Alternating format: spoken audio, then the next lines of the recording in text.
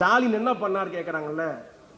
உதயசூரன் ஓட்டு போட்டீங்களே, ஸ்டாலினை முதலமைச்சர் ஆக்குனீங்களே, காரப்பாங்க கணபதிக்கு ஓட்டு போட்டீங்களே, என்ன பண்ணார் கேட்கறான்ல. அவனுக்கு இந்த பதில சொல்றேன். 10 நாள் பொறுத்து கூட்டம், அதே அதிகாரிங்க கலெக்டர்ஸ் எல்லாம் உட்கார்ந்து இருக்காங்க.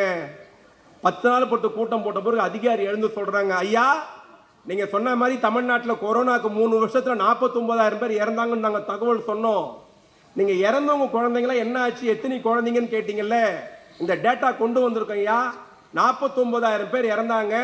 அதுல 7,200 குழந்தைகள் அனாதையாக்கப்பட்டிருக்கிறது அப்படின்னு அதிகாரி தகவல் சொன்னாங்க.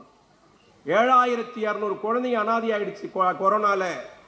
முதலமைச்சர் கண்கலங்கி கேட்டாரா, 7,200 குழந்தைங்களா, எங்கேயா இருக்காங்க, யார் பார்த்துக்கிறா, யார் சாப்பாடு போடுறா, படிப்பு என்னாச்சுன்னு கேட்டபோது அதிகாரிகள் சொன்னது, பல குழந்தைகள் அனாதை இல்லத்தில் இருக்கிறது, சில குழந்தைகள் ஓம்ல இருக்கு, சில குழந்தைங்க சொந்தக்காரங்க வீட்டில் இருக்குன்னு தான் தகவல் அப்படின்னு அதிகாரி சொல்லியிருக்கிறாங்க.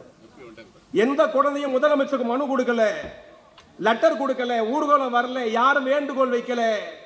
ஆனால் நீங்கள் ஓட்டு போட்ட முத்துவேலு கருணாநிதி ஸ்டாலின் என்ன பண்ணார் தெரியுமா, அங்கேயே உத்தரவு போட்டார். அந்த 7,200 குழந்தையும் 18 வயசு ஆகிற வரைக்கும் என்னுடைய அரசு மாசம் 3,000 ரூபாய் தரும் என்று சொன்ன ஒரே முதலமைச்சர். இது எல்லா பெண்களும் கை தட்டலாமே. மாசம் 3,000 ரூபாய்.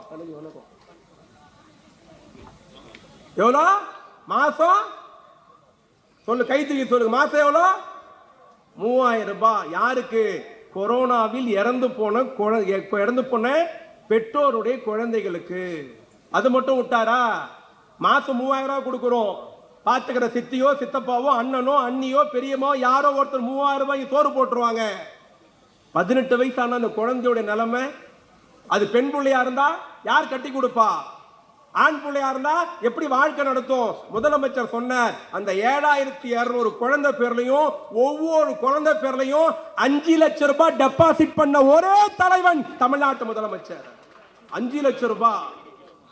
7 வயசு ஒரு குழந்தைக்கு 5 லட்சம் ரூபாய் டெபாசிட் பண்ணியாச்சு. அந்த குழந்தை 18 வயசானா அந்த 5 லட்சம் ரூபாய் வட்டியோட எடுத்துக்கிட்டு அது அதனுடைய வாழ்க்கையை ஆரம்பிக்கலாம்.